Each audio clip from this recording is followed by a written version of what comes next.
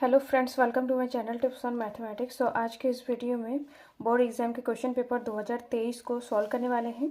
इससे पहले के वीडियो में हमने प्रश्न नंबर 1 से लेकर प्रश्न नंबर 16 तक सॉल्व किया था। इस वीडियो में आगे के सारे क्वेश्चन को सॉल्व करने वाले हैं और हमारे चैनल टिप्स ऑन मैथमेटिक्स में अध्याय 1 से लेकर अध्याय 14 तक एनसीईआरटी के इम्पॉर्टेंट क्वेश्चन, जो आपका एनसीईआरटी का मैथ्स का बुक है उसका इम्पॉर्टेंट क्वेश्चन और पीवाईक्यूज, मतलब जो जितने भी सारे बोर्ड एग्जाम के क्वेश्चन हैं चैप्टर वाइज हमने बना चुके हैं। प्लेलिस्ट को चेक करके वीडियो को देख सकते हैं। और जितने भी सारे बोर्ड एग्जाम वाले जो पेपर हैं, 5 साल के जो पेपर है 2019 से लेकर 2024 तक जितने भी सारे क्वेश्चन पेपर हैं, सारे क्वेश्चन पेपर के सॉल्यूशन वीडियो प्लेलिस्ट में अपलोड हो चुका है। प्लेलिस्ट को चेक करके वीडियो को देख सकते हैं। क्योंकि बोर्ड एग्जाम में जितने भी सारे क्वेश्चन हैं, इसमें से कम 20 क्वेश्चन आपके रिपीटेड क्वेश्चन है, जो कि मतलब प्रीवियस ईयर के जितने भी सारे क्वेश्चन पेपर हैं 5 साल के, उसी में से रिपीटेड क्वेश्चन बार बार पूछे जाते हैं। सो आपको अच्छे मार्क्स लाना है तो अध्याय 1 से लेकर अध्याय 14 तक इम्पॉर्टेंट एनसीईआरटी के इम्पॉर्टेंट क्वेश्चन और पीवाईक्यूज का जो वीडियो है उसको रटा हुआ होना चाहिए, और क्वेश्चन पेपर वाले जितने भी सारे वीडियो हैं उसको आपको रटा हुआ होना चाहिए। सो वीडियो स्टार्ट करते हैं, जिसमें आज के इस वीडियो में पहला प्रश्न है, प्रश्न नंबर 17 है, जो कि आपके सिलेबस से हट गया है। इसके अथवा में दूसरा प्रश्न है, ऐसी दो संख्या ज्ञात कीजिए जिसका योग 27 हो और गुणनफल 182 हो। तो ये प्रश्न नंबर मार्क्स 4 मार्क्स वाले प्रश्न हैं। इस वीडियो में 4 मार्क्स वाले और 5 मार्क्स वाले इंपॉर्टेंट क्वेश्चन को करेंगे। तो यहाँ पर ये जो प्रश्न है, इस प्रश्न को हमने पहले के वीडियो में भी, पहले के क्वेश्चन पेपर में भी सॉल्व कर चुके हैं। सो इसको सॉल्व करते हैं इस वीडियो में। तो यहाँ पर बोला जा रहा है कि ऐसी दो संख्या ज्ञात कीजिए जिसका योग 27 है और गुणनफल 182 है। तो यहाँ पर दो संख्या हमें निकालनी है। तो मानेंगे यहाँ पर कि पहला संख्या, हमें जो संख्याएं निकालनी होती है उसको सबसे पहले मानना होता है। तो माना पहली संख्या यहाँ पर x है, और प्रश्न अनुसार बोला जा रहा है कि दो संख्या ज्ञात कीजिए जिसका योग 27 है, मतलब पहली संख्या और दूसरी संख्या उन दोनों का योग यहाँ पर 27 है। तो यहाँ पर पहली संख्या प्लस दूसरी संख्या, इन दोनों को जोड़ेंगे तो इसका योग यहाँ पर 27 है। पहली संख्या को x माना है तो यहाँ पर x प्लस दूसरी संख्या बराबर 27। अब यहाँ पर दूसरी संख्या निकालेंगे, दूसरी संख्या बराबर 27, और ये x इक्वल के इधर आएगा तो माइनस में हो जाएगा। तो यहाँ पर पहली संख्या x है और दूसरी संख्या 27 माइनस x है। अब प्रश्नानुसार बोला जा रहा है कि गुणनफल, और इसके जो गुणनफल है दोनों संख्याओं का 182 है। तो यहाँ पर लिखेंगे दोनों संख्याओं का गुणनफल बराबर 182 है। तो दोनों संख्याओं को गुणा करेंगे तो यहाँ पर पहली संख्या प्लस गुणा दूसरी संख्या, यहाँ पर गुणा है, ब्रैकेट का मतलब गुणा ही होता है। x गुणा 27 माइनस x बराबर 182। अब इसको हमें सॉल्व करना है। ये हमारा x है तो x से अंदर गुणा हो जाएगा, तो यहाँ पर 27x और यहाँ पर माइनस है x स्क्वायर बराबर 182। अब यहाँ पर x के सामने माइनस है तो इन दोनों टर्म को, दोनों पद को बराबर के इधर लेके आएंगे। तो यहाँ पर हो जाएगा माइनस का x स्क्वायर प्लस का x स्क्वायर हो जाएगा, प्लस का 27x माइनस का 27x हो जाएगा, क्योंकि यहाँ पर प्लस का 27 से इक्वल के इधर आएगा तो माइनस का हो जाएगा। और यहाँ पर प्लस का 182, और दोनों पद अगर इक्वल के इधर आ गया तो यहाँ पर बराबर में क्या हो जाएगा, 0 हो जाएगा। तो इधर साइड यहाँ पर 0 लगा देंगे। तो ये हमारा द्विघात समीकरण बन गया है। द्विघात समीकरण x स्क्वायर माइनस का 27x प्लस का 182 बराबर 0। अब इसको हमें क्या करना है, सॉल्व करना है। तो सबसे पहले इसको लिख लेते हैं, बराबर 0 इस तरीके से है, x स्क्वायर माइनस का 27x प्लस का 182 बराबर 0। अब इसको सॉल्व करने का जो तरीका है, द्विघात समीकरण को, एक्स स्क्वायर का गुणांक यहाँ पर 1 है और यहाँ पर है अचर पद यहाँ पर 182, इसको गुणा करेंगे 182 आ जाएगा। अब इसको क्या करना है, हमें एलसीएम करना है। तो 2 9 18, 2 एकम 2 और 7 एकम 7, 8 9, तो 7 तिया 21 और यहाँ पर 13 एकम 13। अब ऐसी संख्या हमें निकालना है जिसको जोड़ने पर 27 आना चाहिए। अचर पद के सामने प्लस होता है तो उसको हमें जोड़ना चाहिए। जिसको जोड़ने के बाद यहाँ पर क्या आना चाहिए, 27 आना चाहिए। तो यहाँ पर 7 दूनी 14 और यहाँ पर है 13। 13 और 14 को अगर हम जोड़ेंगे तो जोड़ने के बाद यहाँ पर क्या आ जाएगा, 27। इसका मतलब दो संख्याएं क्या हैं, 13 और 14 हैं। तो इसको हम इस तरीके से लिखेंगे, पहले ये एक्स स्क्वायर है, यहाँ पर ये माइनस है। अब इसको हमें तोड़ के लिखना चाहिए। यहाँ पर 14x प्लस का 13x, इन दोनों को जोड़ेंगे तो क्या जाएगा, 27x, और यहाँ पर प्लस है तो प्लस लगाएंगे, 182 बराबर 0। इस तरीके से हमें इसको लिखना होता है। जो बीच वाला जो x वाला पद है इसको इस तरीके से तोड़ के लिखना चाहिए। यहाँ पर ये 3 पद है, यहाँ पर इसको तोड़ के लिखने के बाद यहाँ पर 4 पद में बदल जाएगा। तो एक्स स्क्वायर ये है minus 14x minus plus minus का 13x प्लस का 182 बराबर 0। तो 4 पद में बदल गया, तो दो दो का हमें जोड़ा करना होता है। अब यहाँ से कॉमन लेंगे, x कॉमन लेंगे तो यहाँ पर बचा है 2x, यहाँ पर है 1x बाहर निकल के 1x अंदर है, यहाँ पर माइनस है, यहाँ पर x बाहर निकल गया तो यहाँ पर 14 बचा है। अब यहाँ पर है ये माइनस, तो यहाँ से माइनस यहाँ पर कॉमन ले लेंगे और दोनों में से मतलब 13 कॉमन लेंगे। यहाँ से अगर 182 से 13 कॉमन लेंगे मतलब 182 को 13 से भाग दे देंगे।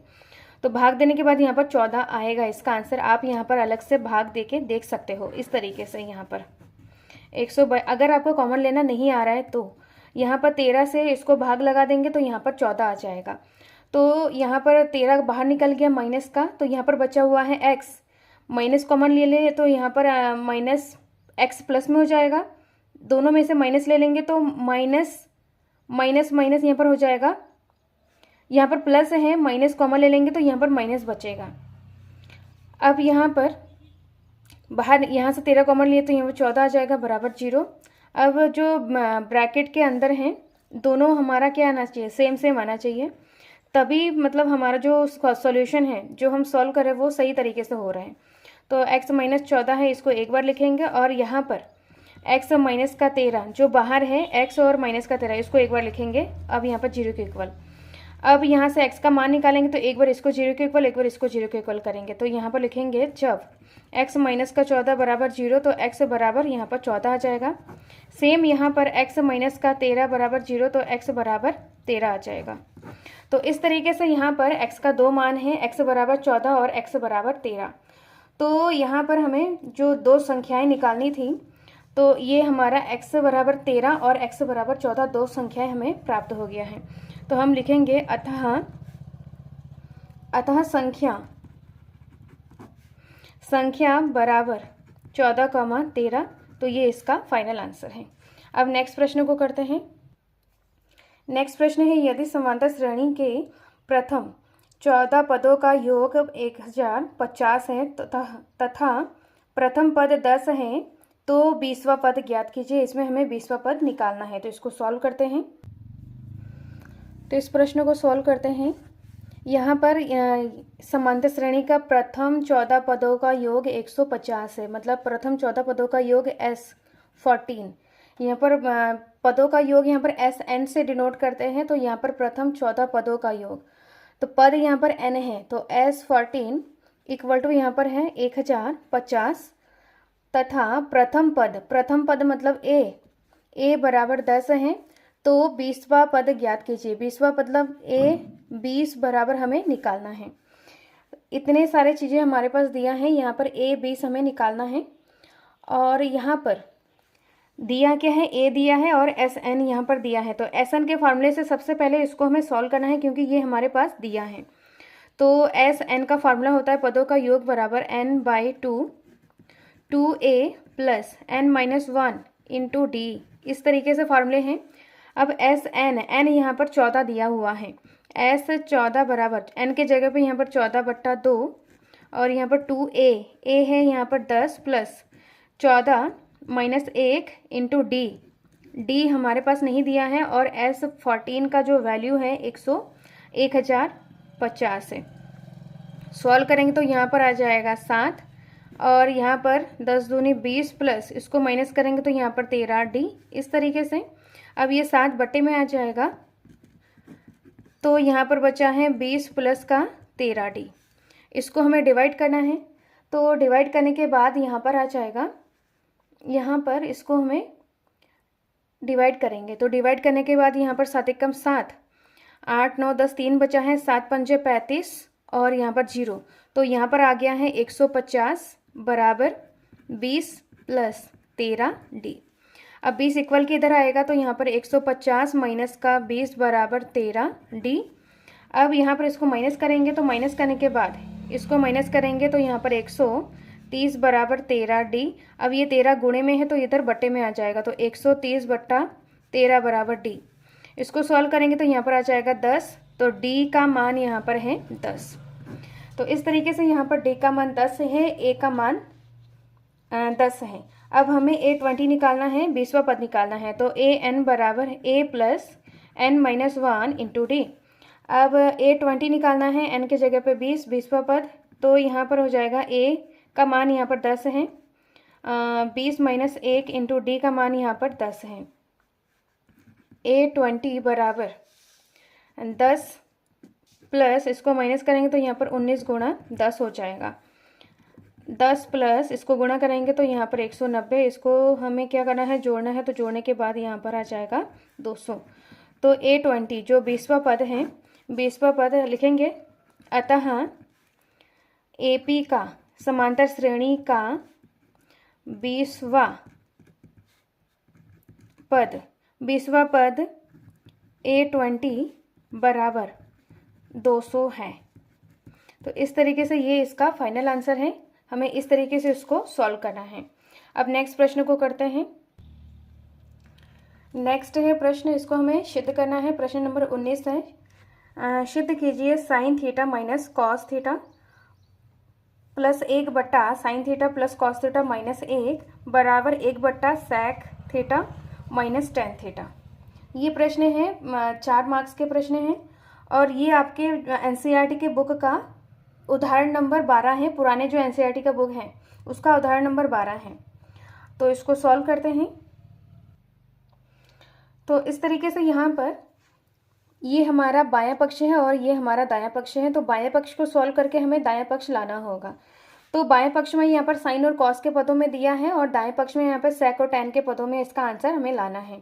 तो बाएं पक्ष को सबसे पहले उतारेंगे, फिर यहाँ पर हमें जो करने का तरीका है, इसको सॉल्व करने का जो तरीका है, यहाँ पर अंश और हर में कॉस से भाग देने पर, हमें कॉस से अगर हम भाग देंगे तो यहाँ पर साइन बटा कॉस क्या हो जाएगा, टेन हो जाएगा, जो कि हमें चाहिए होगा। और यहाँ पर कॉस बट्टा कॉस यहाँ पर क्या हो जाएगा, इसको कट हो जाएगा। यहाँ पर 1 बट्टा कॉस यहाँ पर सेक हो जाएगा। इसीलिए यहाँ पर हमें क्या करना है, सेक और टेन के पदों में बदलने के लिए सबसे पहले इसको कॉस से भाग देना होगा, अंश और हर दोनों में। तो यहाँ पर साइन बटा कॉस हो जाएगा माइनस कॉस बटा कॉस प्लस 1 बटा कॉस, इस तरीके से हो जाएगा। अब हर में हम भी हमें क्या करना है, कॉस से भाग देना है। साइन बटा कॉस, कॉस बटा कॉस माइनस का 1 बटा कॉस, इस तरीके से। अब यहाँ पर साइन बटा कॉस थीटा, साइन थीटा बटा कॉस थीटा बराबर टेन थीटा होता है, ये फार्मूला है। 1 बटा कॉस यहाँ पर सेक थीटा होता है। इन दोनों फार्मूले का हमें यहाँ पर यूज करना है। तो साइन बटा कॉस यहाँ पर टेन थीटा माइनस कॉस बटा कॉस यहाँ पर माइनस हो जाएगा तो 1 आ जाएगा, 1 बटा कॉस यहाँ पर सेक हो जाएगा बट्टा यहाँ पर टेन थीटा प्लस यहाँ पर 1 आ जाएगा और यहाँ पर सेक हो जाएगा। अब यहाँ पर यहाँ से हम sign theta plus cos theta को एक साथ लिखेंगे और माइनस का 1 इधर लिख देंगे। यहाँ पर भी same sign theta minus cos theta और प्लस का 1। यहाँ पर जो ये 1 है इसको इधर किया है और जो सेक थीटा इसको हमने इधर कर दिया है। अब अंश तथा हर में tan theta minus sec theta से गुणा करने पर इसको हमें करना है यहाँ पर। तो यहाँ पर सबसे पहले इसको एज इट इज लिखना है, tan theta plus sec theta minus 1 जो ऊपर है उसको एज इट इज लिखना है और यहाँ पर tan theta minus sec theta से गुणा कर देंगे। अपॉन हर में भी सेम करना है, tan theta minus sec theta plus 1 ऐसे ही लिखना है और यहाँ पर tan theta minus sec theta से हमने क्या कर दिया है, गुणा कर दिया है। ऊपर और नीचे हर और अंश में हमने गुणा कर दिया है। अब इसको हमें अंदर गुणा करना है। तो यहाँ पर हो जाएगा tan theta plus sec theta, यहाँ पर हमने इसको एक साथ लिखेंगे और यहाँ पर tan theta plus sec theta है तो यहाँ पर tan theta minus sec theta है। इसको गुणा करेंगे तो इस तरीके से यहाँ पर गुणा में हो जाएगा tan theta plus sec theta गुणा tan theta minus sec theta. अब यहाँ पर -1 है, -1 से इसको गुणा करेंगे तो यहाँ पर माइनस का tan theta minus sec theta हो जाएगा। सेम यहाँ पर टेन थीटा अब यहाँ पर जैसे कि यहाँ पर tan theta minus sec theta से इसको गुणा किया और एक को गुणा किया, अलग अलग से गुणा किया है। तो यहाँ पर जो हर में जो लिखा हुआ है उसको हमें एज इट इज़ लिखना है। तो यहाँ पर tan theta minus sec theta को ऐसे ही लिखा है, फिर यहाँ पर tan theta minus sec theta plus 1 इस तरीके से लिखा है, इसको इधर और इसको इधर लिखा है, यहाँ पर ऐसा किया है। फिर नेक्स्ट यहाँ पर लिखना है tan theta minus sec theta tan theta plus sec theta. तो a plus b a minus b है, ये फार्मूला है। तो a plus b a minus b a square minus b square है, जहाँ a क्या है, ये हमारे पास tan थीटा है और b यहाँ पर sec थीटा है। तो यहाँ पर tan थीटा का स्क्वायर माइनस sec थीटा का स्क्वायर, अब यहाँ पर minus tan theta minus sec theta ऐसे ही लिखना है, और नीचे जो लिखा हुआ एज इट इज हमें सेम लिखना है। फिर यहाँ पर है tan square theta minus sec square theta, ये जो फार्मूला बनता है sec स्क्वायर थीटा का, जो फार्मूला है sec स्क्वायर थीटा बराबर 1 प्लस tan स्क्वायर थीटा है। तो यहाँ पर ये tan स्क्वायर थीटा इक्वल के इधर आएगा तो माइनस में हो जाएगा, या तो यहाँ पर tan थीटा है sec थीटा को इक्वल के इधर करेंगे तो माइनस का sec थीटा हो जाएगा, और यहाँ पर और ये जो एक है एक इक्वल के इधर आएगा तो माइनस में हो जाएगा। तो इस तरीके से हमने ऐसा इसलिए किया है क्योंकि यहाँ पर tan square theta minus sec square theta है, tan square theta minus sec square theta, इसका मान यहाँ पर क्या है, माइनस का 1। तो इसके जगह पे हमने क्या लिखा है, माइनस का 1, और यहाँ पर माइनस का tan थीटा और माइनस का sec थीटा, अंदर इसको हमने गुणा कर दिया है। माइनस का tan से tan को गुणा करेंगे माइनस का tan, माइनस माइनस प्लस का sec, और जो नीचे लिखा हुआ है सेम उसको हमें एज इट इज लिखना है। अब यहाँ पर जितने भी सारे ऊपर जो भी है लिखा हुआ उसमें से हमें क्या करना है, माइनस कॉमन लेंगे। तो माइनस कॉमन लेंगे तो यहाँ पर माइनस का 1 यहाँ पर प्लस का हो जाएगा, tan यहाँ पर माइनस है तो यहाँ पर प्लस हो जाएगा, sec यहाँ पर प्लस है तो यहाँ पर माइनस हो जाएगा। तो यहाँ पर tan थीटा प्लस है, sec थीटा माइनस है, और यहाँ पर 1 यहाँ पर प्लस का हो जाएगा क्योंकि यहाँ पर माइनस हमने कॉमन ले लिया है, और जो हर में है उसको हमने एज इट इज लिखा है। यहाँ पर माइनस इसलिए कॉमन लिया है क्योंकि हर में क्या है, tan theta minus sec theta plus 1 है। यहाँ पर भी same tan theta minus sec theta plus का 1, इसको इससे कैंसिल करने के लिए यहाँ से हमने माइनस कॉमन ले लिया है। तो इससे क्या हो जाएगा, पूरा टर्म ये कैंसिल हो जाएगा। कैंसिल होने के बाद यहाँ पर बचा है माइनस का 1 बचा हुआ है, जब कैंसिल हो जाएगा ये पूरा पद है तो यहाँ पर क्या बचा है, 1 बचा है। तो यहाँ पर माइनस का 1 बट्टा माइनस का 1 बट्टा यहाँ पर क्या बचा है, tan theta minus sec theta बचा हुआ है। तो अब इस माइनस से अंदर गुणा कर देंगे तो ये sec प्लस का हो जाएगा, tan माइनस का हो जाएगा। तो 1 upon sec theta minus tan theta, जो कि हमारा बाएं पक्ष के बराबर है। तो यहाँ पर इसको सॉल्व करके हमें इस तरीके से 1 upon sec theta minus tan theta में लाना था, जो कि बाएं पक्ष के बराबर है। तो ये इसका फाइनल आंसर है। अब नेक्स्ट प्रश्न को करते हैं। नेक्स्ट प्रश्न है प्रश्न नंबर 20। बिंदु माइनस का 4,6 बिंदुओं A माइनस का 6,10 और B माइनस का 3,8 को जोड़ने वाले रेखाखंड को किस अनुपात में विभाजित करता है। यहाँ पर किस अनुपात में विभाजित करता है, हमें अनुपात निकालना है। तो अनुपात निकालने के लिए यहाँ पर अनुपात को हम k अनुपात 1 को मानना होगा। तो इसको सॉल्व करते हैं। प्रश्न में बोला जा रहा है कि बिंदु माइनस का 4,6 बिंदुओं A और B को जोड़ने वाले रेखाखंड। तो सबसे पहले यहाँ पर A और B एक रेखाखंड खींचते हैं, ये A है और ये B है। तो B का इनका जो निर्देशांक है उसको इस तरीके से लिख लेते हैं। यहाँ पर माइनस का 6,10 है। A B रेखाखंड को बिंदु माइनस का 4,6 को जोड़ने वाले रेखाखंड को किस अनुपात में विभाजित करता है। माना कि A B रेखाखंड को जो बिंदु है इसको हम P मानते हैं, माना कि यहाँ पर P बिंदु है, माइनस का 4,6 को किस अनुपात में विभाजित करता है। अनुपात मतलब A से लेकर P का अनुपात, P से लेकर B का अनुपात। तो उसको हमें अनुपात को यहाँ पर निकालना है। तो अनुपात माना यहाँ पर K अनुपात 1 है, K अनुपात 1 के अनुपात में विभाजित कर रहे हैं।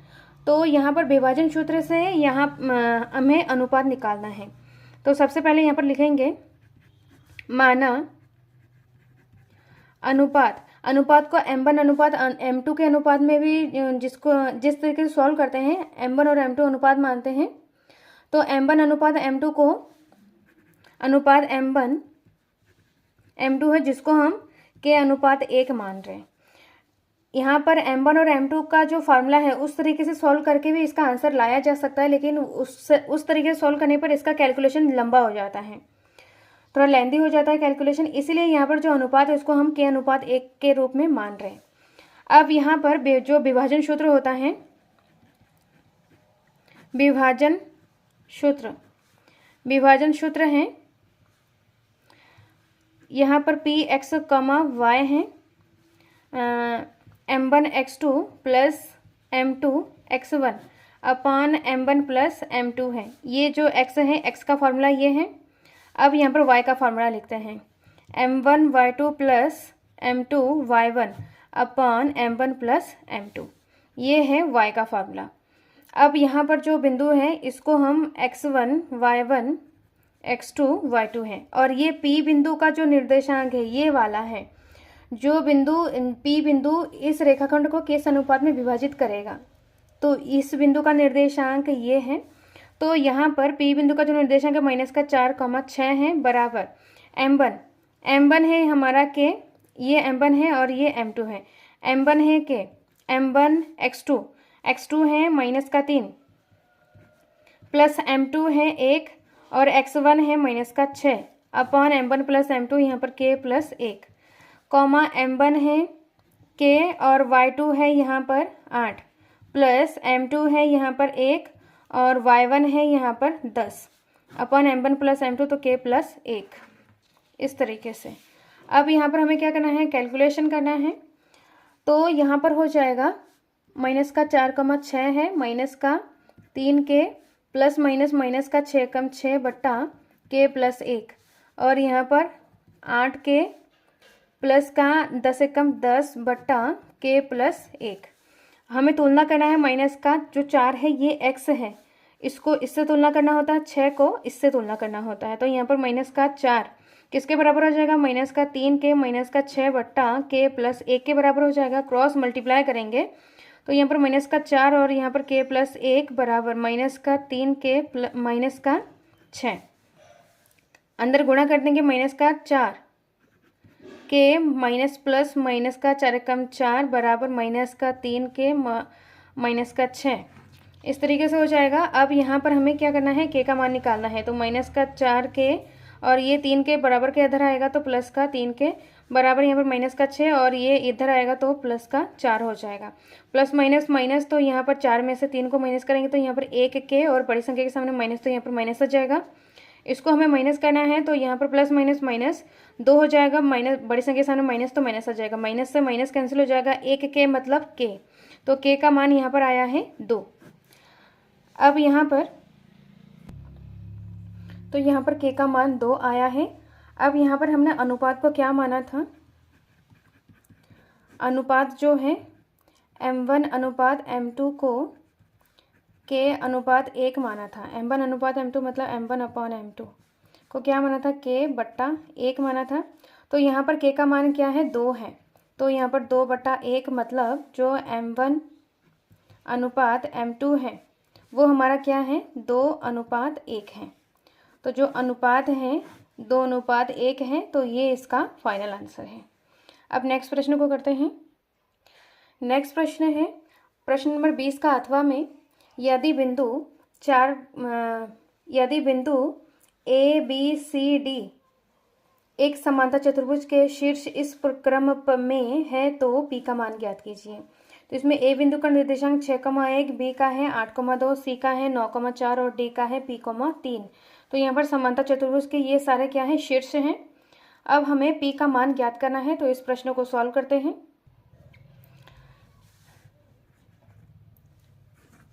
तो ए बी सी डी एक समांतर चतुर्भुज के शीर्ष है। तो सबसे पहले यहाँ पर समांतर चतुर्भुज हम बना लेंगे इस तरीके से।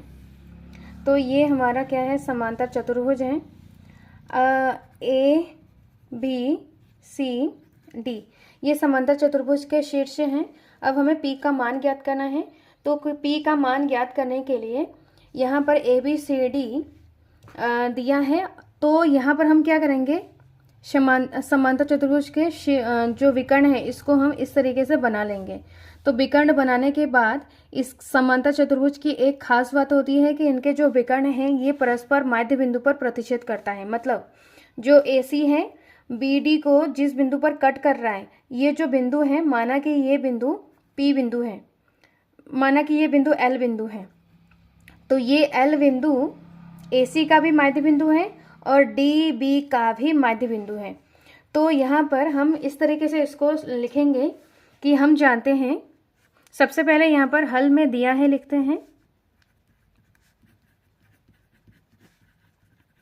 यहाँ पर बिंदुएं दिया है। ए बिंदु का निर्देशांक है 6,1, बी का है 8,2, सी का है 9,4 और है डी का है P,3। इस तरीके से निर्देशांक दिया है।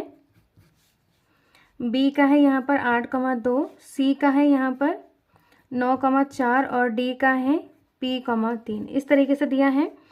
और यहाँ पर हम जानते हैं समांतर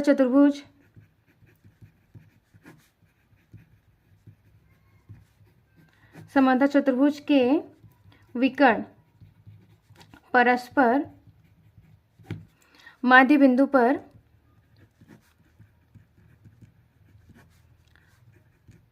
प्रतिच्छेद,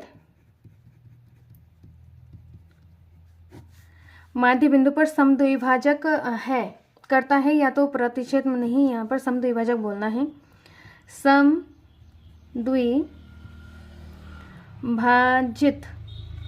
करता है। तो यहाँ पर हमें इसको लिखना है। ये जो हमारा समांतर चतुर्भुज ABCD है, इसका जो विकर्ण है AC और BD, AC और BD माध्य बिंदु पर समद्विभाजक होता है, मतलब दो बराबर भागों में बढ़ जाता है। जैसे कि यहाँ पर AL बराबर हो जाएगा LC और यहाँ पर DL हो जाएगा LV। तो ये माध्य बिंदु पर समद्विभाजक है। तो इसको हमें इस तरीके से लिखना है कि AC के माध्य बिंदु का निर्देशांक बराबर हो जाएगा DB के माध्य बिंदु का निर्देशांक। इससे यह निष्कर्ष निकलता है कि AC के माध्य बिंदु का निर्देशांक किसके बराबर हो जाएगा? AC के माध्य बिंदु का निर्देशांक किसके बराबर हो जाएगा? DB के माध्य बिंदु का निर्देशांक। DB के माध्य बिंदु के निर्देशांक। तो यहाँ पर माध्य बिंदु का जो फार्मूला होता है x1 + x2 बट्टा 2, इस तरीके से होता है, x1 + x2 बट्टा 2। सेम यहाँ पर भी माध्य बिंदु का अगर हमें निर्देशांक निकालना है तो x1 + x2 बट्टा 2, ये फार्मूला होता है। तो यहाँ पर AC का माध्य बिंदु निकालना है, तो ये हमारा x1 y1 x2 y2 है। तो यहाँ पर हो जाएगा x1 + x2 बट्टा 2, कॉमा यहाँ पर y का भी होता है y1 + y2 बट्टा 2। सेम यहाँ पर y1 + y2 बट्टा 2। तो यहाँ पर x1 क्या है? 6 है, x1 + x2 है 9 बट्टा 2, कॉमा y1 क्या है? यहाँ पर 1 + y2 है 4 बट्टा 2। सेम यहाँ पर क्या करना है? DB का भी निकालना है, P + 8 बट्टा 2 और यहाँ पर हो जाएगा 3 + 2 बट्टा 2।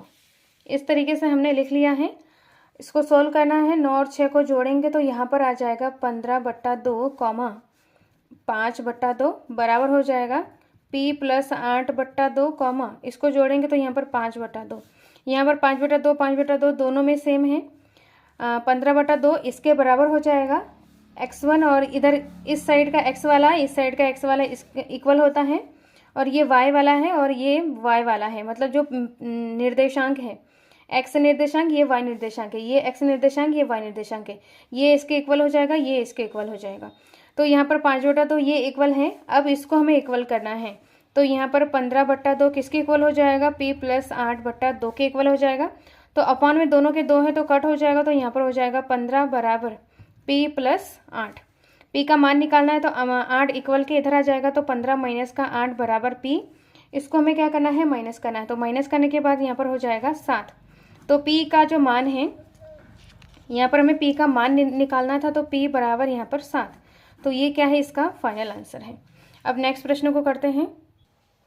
नेक्स्ट प्रश्न है प्रश्न नंबर 23। एक समतल जमीन पर खड़ी मीनार की छाया उस स्थिति में 40 मीटर लंबी हो जाती है जबकि सूर्य का 49 कोण 60 डिग्री से घटकर 30 डिग्री हो जाता है। इसमें मीनार की ऊंचाई ज्ञात कीजिए। इस प्रश्न को भी हमने पहले के वीडियो में जो बोर्ड एग्जाम के क्वेश्चन पेपर को सॉल्व किया था, इस प्रश्न को भी हमने पहले सॉल्व कर चुके हैं। इसके अथवा में जो दूसरा प्रश्न है इसको भी हमने पहले के वीडियो में सॉल्व किया है। या तो जो अध्याय 9 है, अध्याय 9 के एनसीईआरटी के इंपॉर्टेंट क्वेश्चन और पीवाईक्यूज के वीडियो जो अपलोड हो चुका है, पहले बना चुके हैं, तो उसमें इन दोनों क्वेश्चन को हमने अच्छे से सॉल्व किया था। तो इस वीडियो में इस प्रश्न को सॉल्व करेंगे और इस प्रश्न को आप वीडियो को देख के, प्लेलिस्ट को चेक करके, वीडियो को देख के इस प्रश्न को आप खुद से सॉल्व करें। तो इस प्रश्न को सॉल्व करते हैं। तो यहाँ पर प्रश्न में बोला गया, एक समतल जमीन पर खड़ी एक मीनार की छाया उस स्थिति में 40 मीटर लंबी हो जाता है जबकि सूर्य का 49 कोण, 49 मतलब उन्नयन कोण 60 डिग्री से घटकर 30 डिग्री हो जाता है। तो मीनार की ऊंचाई ज्ञात कीजिए। तो यहाँ पर ये मीनार है और यहाँ पर ये समतल जमीन है। तो यहाँ पर ये मीनार है, मीनार को माना कि ए बी मीनार है और ये समतल जमीन है। इसको हम इस तरीके से मिलाएंगे। मिलाने के बाद माना कि मीनार की ऊंचाई यहाँ पर h मीटर है।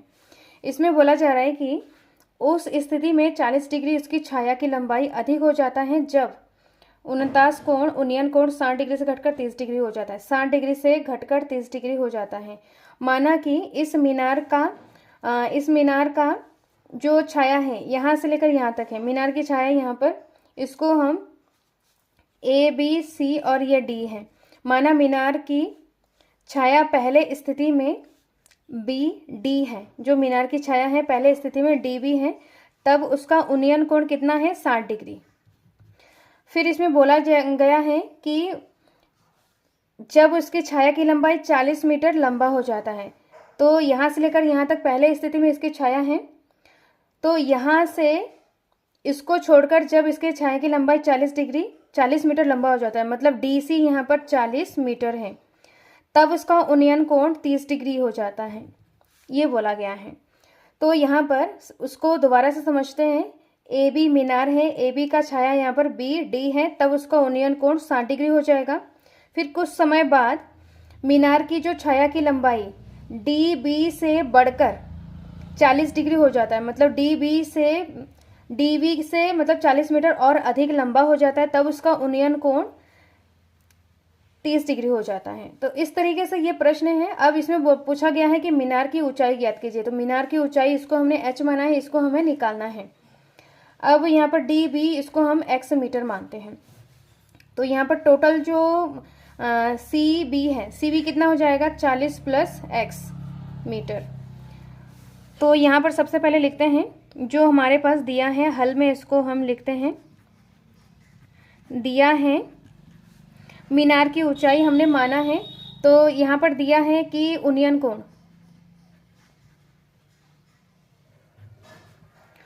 कोण मतलब 49 कोण, क्या दिया है 60 डिग्री और 30 डिग्री यहाँ पर दिया है। अब इसको मानेंगे। माना मीनार की ऊंचाई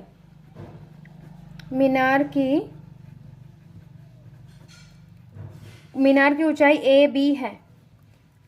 ए बी यहाँ पर क्या है h मीटर है और डी बी को हम क्या मान रहे हैं, डी बी बराबर x मीटर मान रहे हैं। तो यहाँ पर सी बी क्या हो जाएगा, सी बी बराबर क्या हो जाएगा 40 plus x metre, 40 plus x metre हो जाएगा। अब सबसे पहले यहाँ पर ये जो मीनार है वो सीधी है, तो यहाँ पर क्या हो जाएगा 90 डिग्री का कोण बन जाएगा। तो यहाँ पर दो त्रिभुज बन रहे हैं, ए बी सी, एक त्रिभुज है बड़ा वाला, दूसरा त्रिभुज है ए बी डी छोटा वाला त्रिभुज है। तो ये समकोण है, तो यहाँ पर ये हो जाएगा कर्ण और ये भी हमारा हो जाएगा कर्ण। 60 डिग्री के सामने वाला ये हो जाएगा लंब, सेम यहाँ पर 30 डिग्री के सामने वाला ये भी लंब हो जाएगा। और सी बी और डी बी ये क्या हो जाएगा, हमारा आधार हो जाएगा दोनों। तो यहाँ पर सबसे पहले त्रिभुज, समकोण त्रिभुज ए बी सी में, समकोण त्रिभुज ए बी सी में हमें निकालना क्या है, मीनार की ऊंचाई निकालना है।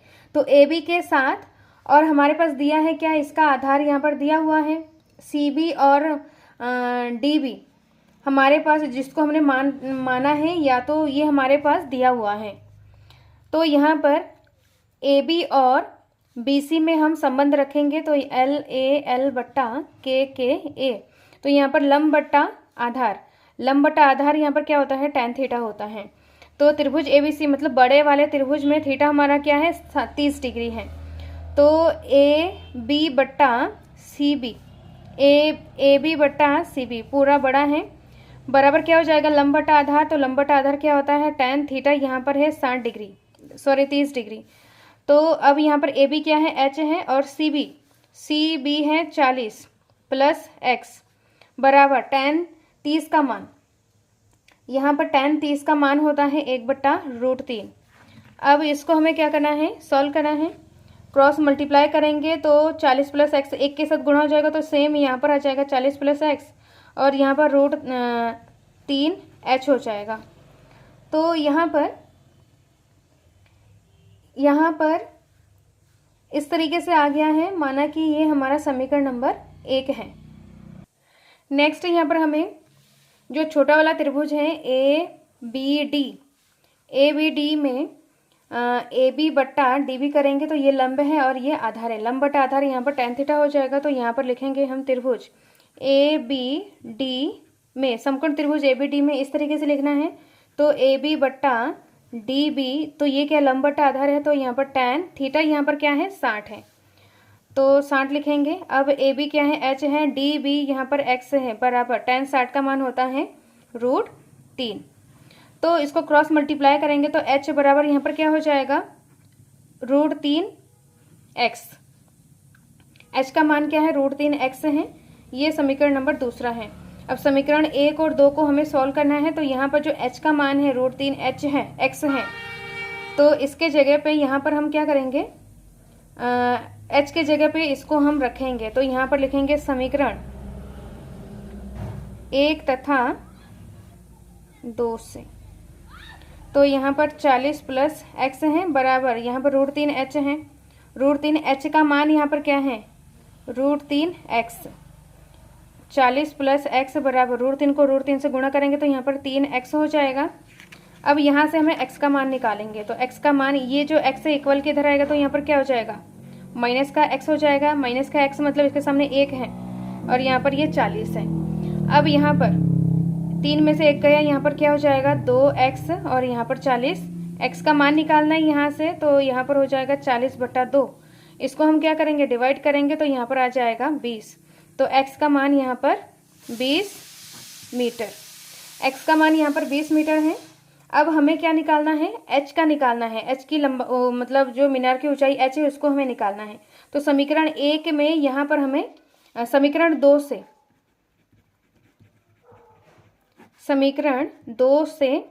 समीकरण 2 यहाँ पर क्या है h बराबर √3x है। तो h बराबर क्या हो जाएगा √3 गुणा 20, तो h बराबर 20√3। तो इस तरीके से हो जाएगा।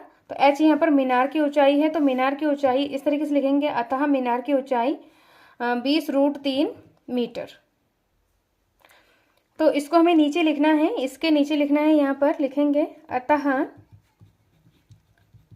मीनार की ऊंचाई हमारा AB है, जिसको हमने h माना था। तो h बराबर 20√3 मीटर। तो ये इसका फाइनल आंसर है। इस लाइन को हमें इसके नीचे लिखना है, इसके नीचे वाले लाइन में लिखना है। अब नेक्स्ट प्रश्न को करते हैं। नेक्स्ट है प्रश्न नंबर 26। एक खिलौने त्रिज्या 3.5 सेंटीमीटर वाले एक शंकु के आकार का है, जो उसी त्रिज्या के एक अर्धगोले पर अध्यारोपित है। इस खिलौने का संपूर्ण ऊंचाई 15.5 सेंटीमीटर है। इस खिलौने का संपूर्ण पृष्ठ क्षेत्रफल ज्ञात कीजिए। तो ये प्रश्न, इस प्रश्न को भी हमने पहले के क्वेश्चन पेपर को सॉल्व किया है, उसमें हमने इस प्रश्न को सॉल्व किया था। इस प्रश्न को सॉल्व करते हैं। और ये जो प्रश्न है मोस्ट इम्पॉर्टेंट प्रश्न है, ये बार बार पेपर में पूछे जाते हैं, इसको आपको सॉल्व करना आना चाहिए। प्रश्न में बोला जा रहा है कि एक खिलौने की त्रिज्या 3.5 सेंटीमीटर वाले एक शंकु के आकार का है, जो उसी त्रिज्या के अर्धगोले पर अध्यारोपित है। तो यहाँ पर अर्धगोले की जो त्रिज्या है 3.5 सेंटीमीटर है, और जो शंकु है उसकी त्रिज्या भी 3.5 सेंटीमीटर है, जो कि एक दूसरे के अर्धगोले के ऊपर शंकु अध्यारोपित है, मतलब रखा गया है। और दोनों की जो त्रिज्या है 3.5 सेंटीमीटर है। अब इसमें बोला जा रहा है कि संपूर्ण खिलौने की जो ऊंचाई है यहाँ से लेकर यहाँ तक 15.5 सेंटीमीटर है। इस खिलौने की संपूर्ण पृष्ठ क्षेत्रफल हमें निकालना है। तो यहाँ पर पृष्ठ क्षेत्रफल निकालने के लिए सबसे पहले यहाँ पर हमें शंकु की ऊंचाई निकालना है और शंकु की त्रिज्या ऊंचाई भी निकालना है। तो शंकु की ऊंचाई निकालने के लिए पूरे खिलौने की ऊंचाई अगर 15.5 है तो हमें क्या करना है, शंकु की ऊंचाई निकालना है। और अर्धगोले को अगर हम देखें तो यहाँ से लेकर यहाँ तक ये अर्धगोले की त्रिज्या है, तो यहाँ से लेकर यहाँ तक भी अर्धगोले की त्रिज्या है जो कि अर्धगोले की ऊंचाई है। तो इसको अगर हम माइनस कर दें इस पूरे में से 15.5 में से अगर इसको हम माइनस कर दें 3.5 को, तो यहाँ पर शंकु की ऊंचाई मतलब h निकल जाएगा। तो यहाँ पर सबसे पहले लिखेंगे अर्धगोले की त्रिज्या 3.5 सेंटीमीटर, शंकु की त्रिज्या भी 3.5 सेंटीमीटर है। अब यहाँ पे शंकु की ऊंचाई 15.5 माइनस 3.5 करेंगे, पूरे में से 3.5 को हम माइनस कर देंगे तो यहाँ पर आ जाएगा 12 सेंटीमीटर जो कि शंकु की ऊंचाई है। अब शंकु की त्रिज्या ऊंचाई भी निकालना है L, तो L बराबर हो जाएगा √r² प्लस h²। तो r यहाँ पर 3.5 का स्क्वायर प्लस h यहाँ पर 12 का स्क्वायर, 3.5 का स्क्वायर यहाँ पर 12.25 प्लस 12 का स्क्वायर इसको 144, इसको जोड़ेंगे तो यहाँ पर आ जाएगा 156.25 और यहाँ पर रूट है तो रूट से इसकी वैल्यू को हम सॉल्व करेंगे तो यहाँ पर आ जाएगा L 12.5 सेंटीमीटर जो कि इसकी त्रिज्या ऊंचाई है। L यहाँ पर 12.5 सेंटीमीटर है। अब यहाँ पर हमें निकालना है पृष्ठीय क्षेत्रफल, इस पूरे खिलौने की पृष्ठीय क्षेत्रफल निकालना है। तो पृष्ठ का मतलब होता है इस खिलौने को जिस पृष्ठ को हम छू सकते हैं। तो अगर हम अर्धगोले को अगर छुएं तो ये अर्धगोले का क्या है, वक्र वाला मतलब गोल वाला हिस्सा है। अर्धगोले का गोल वाला हिस्सा है मतलब वक्र वाला। सेम यहाँ पर अगर शंकु को अगर छुए तो शंकु का ऊपर से ये पूरा क्या है, गोल वाला हिस्सा है। जो ये इस तरीके से इसको अगर देखेंगे तो ये क्या है, पूरा गोल वाला हिस्सा है। तो खिलौने का संपूर्ण पृष्ठ क्षेत्रफल बराबर अर्धगोले का वक्र पृष्ठ क्षेत्रफल प्लस शंकु का वक्र पृष्ठ क्षेत्रफल आएगा। पृष्ठ क्षेत्रफल और आयतन के पहले के वीडियो में हमने मॉडल के थ्रू हर एक क्वेश्चन को समझाया है, तो वहाँ से आप उसको समझ सकते हैं कि जैसे कि इस क्वेश्चन में हमें संपूर्ण पृष्ठ क्षेत्रफल आएगा या वक्र पृष्ठ क्षेत्रफल आएगा। तो सारे क्वेश्चन को हमने मॉडल के थ्रू समझाया है, प्लेलिस्ट को चेक करके वीडियो को देख सकते हैं। तो यहाँ पर वक्र पृष्ठ क्षेत्रफल इसलिए आएगा क्योंकि ये दोनों चीज़ों को हम एक दूसरे के साथ जोड़ देंगे। जोड़ने के बाद जिस पृष्ठ को हम छू सकते हैं उस पृष्ठ को वक्र पृष्ठ क्षेत्रफल बोला जाता है। तो यहाँ पर अर्धगोले का वक्र पृष्ठ क्षेत्रफल 2πr² प्लस शंकु का वक्र पृष्ठ क्षेत्रफल πrl। अब दोनों में पाई और r कॉमन ले लेंगे क्योंकि दोनों का r सेम है। और तो यहाँ पर बचा है 2r और यहाँ पर बचा है l। अब यहाँ पर वैल्यूज को पुट करेंगे, पाई का मान 22/7, r का मान 3.14, 2 गुणा 3.14 प्लस l यहाँ पर 12.5। अब यहाँ से पॉइंट हटाएंगे तो यहाँ पर 1 0 बढ़ जाएगा क्योंकि जो पॉइंट के बाद वाला दाएं साइड में जितनी भी एक संख्या है तो यहाँ पर 10 बढ़ जाएगा। पॉइंट हटाएंगे तो यहाँ पर 10 आ जाएगा। अब यहाँ पर इसको हम सॉल्व करेंगे तो 5 दूनी 10 और 5 यहाँ से इसको सॉल्व करेंगे तो 7 एकम 7, 7 पंजे 35 आ जाएगा। फिर यहाँ पर 5 एकम 5 सॉल्व हो जाएगा, 5 दूनी 10 हो जाएगा। यहाँ पर 2 है तो 2 एकम 2, तो 2 को 22 से गुणा करेंगे, भाग देंगे तो यहाँ पर 11 आ जाएगा। तो यहाँ पर बची हुई संख्या है 11 गुणा, इसको गुणा करेंगे तो 7.0 और सेम ऐसे ही आ जाएगा प्लस 12.5। इसमें 7 जोड़ेंगे तो यहाँ पर आ जाएगा 19.5 और यहाँ पर 11 से इसको गुणा कर देंगे। तो गुणा करने के बाद यहाँ पर क्या आ जाएगा, यहाँ पर आ जाएगा 214.5 सेंटीमीटर स्क्वायर। तो यहाँ पर खिलौने की संपूर्ण पृष्ठ क्षेत्रफल 214.5 सेंटीमीटर स्क्वायर। तो ये इसका फाइनल आंसर है। अब नेक्स्ट प्रश्न को करते हैं। नेक्स्ट प्रश्न है, एक ठोस एक अर्धगोले पर खड़े एक शंकु के आकार का है जिसकी त्रिज्या 1 सेंटीमीटर है तथा शंकु की ऊंचाई उसकी त्रिज्या के बराबर है। तो इस ठोस का आयतन पाई के पदों में ज्ञात कीजिए। ये प्रश्न भी इम्पॉर्टेंट है तो इसको सॉल्व करते हैं। तो प्रश्न में बोला जा रहा है कि एक ठोस एक अर्धगोले पर खड़े शंकु के आकार का है। एक ठोस अर्धगोले के ऊपर शंकु खड़ा हुआ है, मतलब जो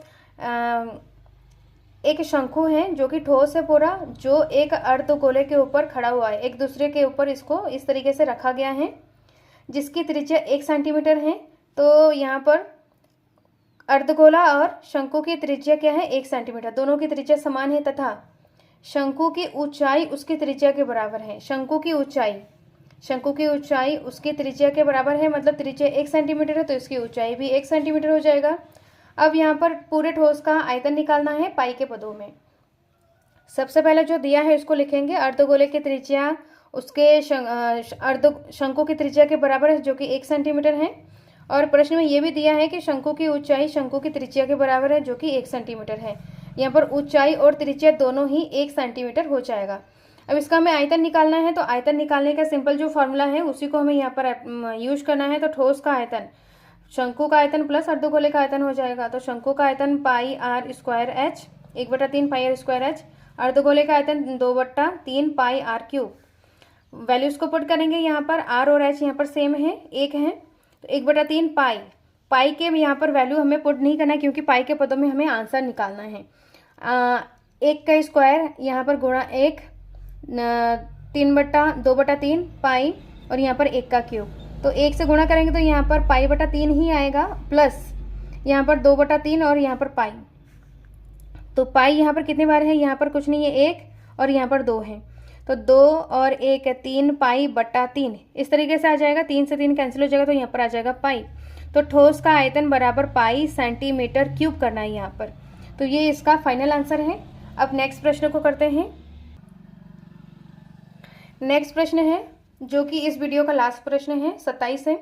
निम्नलिखित आंकड़ों का माध्यक 5.25। माध्यक यहाँ पर दिया है, नहीं माध्यक यहाँ पर है 525 है।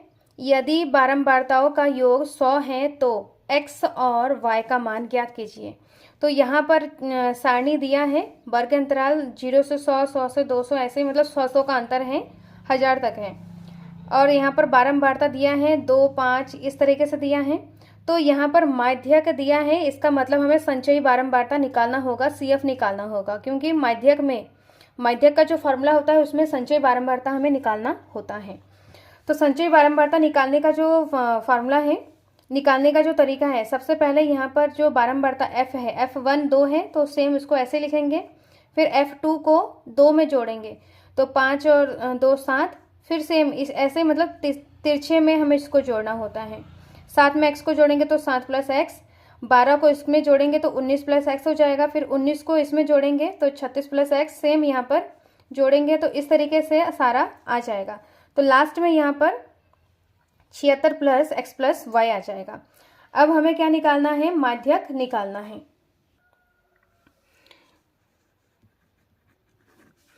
तो यहाँ पर हमें माध्यक निकालना है। तो माध्यक निकालने के लिए सबसे पहले n चाहिए होता है। तो इसमें ये भी बताया गया है कि बारंबारताओं का योग यहाँ पर 100 है।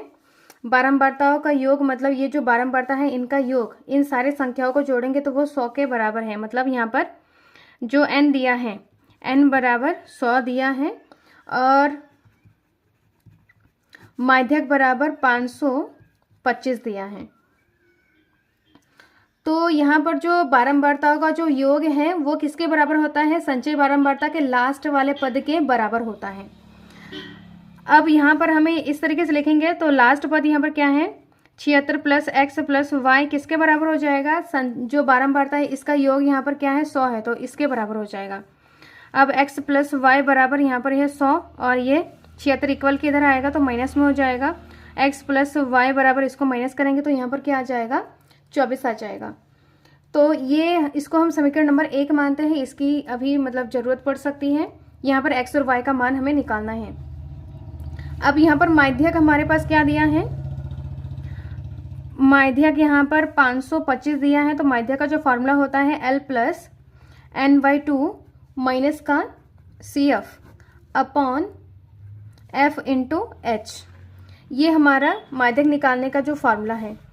अब इसमें हमें n/2 निकालना है। सबसे पहले यहाँ पर माध्यक वर्ग निकालना होता है तो n/2 सबसे पहले यहाँ पर निकालना है। तो n यहाँ पर क्या है 100 है बटा 2, तो इसको करेंगे डिवाइड तो यहाँ पर आ जाएगा 50। तो यहाँ पर n/2 यहाँ पर 50 है।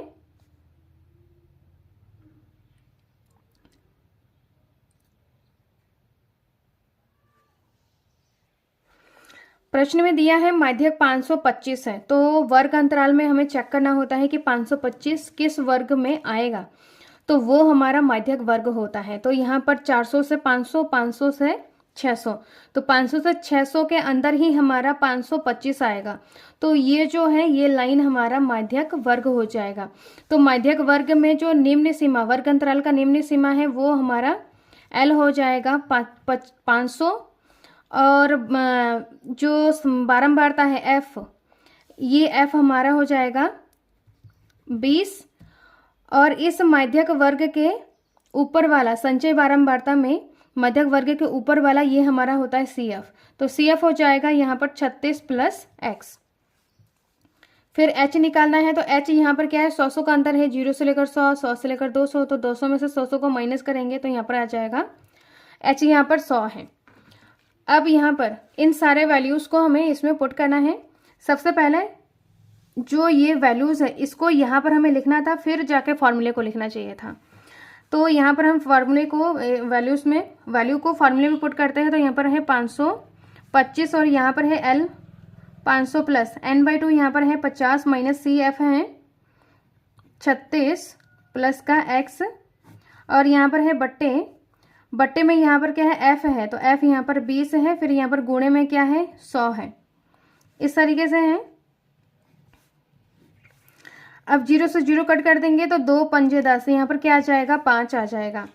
अब यहाँ पर इसको हमें सॉल्व करना है, तो 525 और ये 500 बराबर किधर आएगा, तो माइनस में हो जाएगा, और यहाँ पर जो बची हुई संख्या है 50 माइनस का 36, इसको अंदर गुणा कर देंगे। यहाँ पर ब्रैकेट लगाना बहुत ज़रूरी है क्योंकि यहाँ पर माइनस है, तो माइनस का 36 हो जाएगा प्लस माइनस का X हो जाएगा, और यहाँ पर गुणे में क्या है, गुणे में 5 है, इस तरीके से है। यहाँ पर इसको माइनस करेंगे तो यहाँ पर आ जाएगा 25, और यहाँ पर इसको माइनस करेंगे 36, 25 में से 36 को हम माइनस करेंगे तो यहाँ पर आ जाएगा 14 माइनस का X, और यहाँ पर गुणे में 5 है, और ये 5 बट्टे में आ जाएगा 25/5 बराबर 14 माइनस का X, इस तरीके से आ जाएगा। अब यहाँ पर इसको डिवाइड करेंगे तो यहाँ पर आ जाएगा 5 पंजे 25, 5 आ जाएगा, और यहाँ पर 14 माइनस का X का मान निकालना है, तो X माइनस में है तो इसको इक्वल किधर करेंगे तो ये X हो जाएगा, और यहाँ पर 14 है और ये 5 इक्वल किधर आएगा तो माइनस का 5 हो जाएगा। इसको हम क्या करेंगे, माइनस करेंगे, इन दोनों को माइनस करने के बाद यहाँ पर आ जाएगा 9, तो X का मान यहाँ पर 9 है। अब समीकरण 1 में, समीकरण 1 से यहाँ पर समीकरण 1 हमारा है x प्लस वाई बराबर 24, तो x का मान यहाँ पर क्या है 9 प्लस वाई बराबर 24, तो y बराबर यहाँ पर 24 और 9 इक्वल किधर आएगा तो माइनस का हो जाएगा। तो y बराबर इसको हमें क्या करना है, माइनस करना है, 24 में से 9 को माइनस करेंगे तो यहाँ पर आ जाएगा 15। तो यहाँ पर हमें क्या लाना था, x और y का मान लाना था, तो x बराबर यहाँ पर 9 है और y बराबर यहाँ पर है 15। तो इस तरीके से ये इसका फाइनल आंसर है। नेक्स्ट वीडियो में हम बोर्ड एग्जाम के क्वेश्चन पेपर को सॉल्व करेंगे। इस वीडियो में कोई डाउट हो, कोई क्वेश्चन पूछना हो तो कमेंट बॉक्स में कमेंट करें, और इस वीडियो को ज़्यादा से ज़्यादा शेयर करें जिससे कि इस वीडियो का हेल्प सबको मिले और आप घर बैठे आसानी से बोर्ड एग्जाम की तैयारी कर सकते हो। सो मिलते हैं नेक्स्ट वीडियो में। Thank you so much.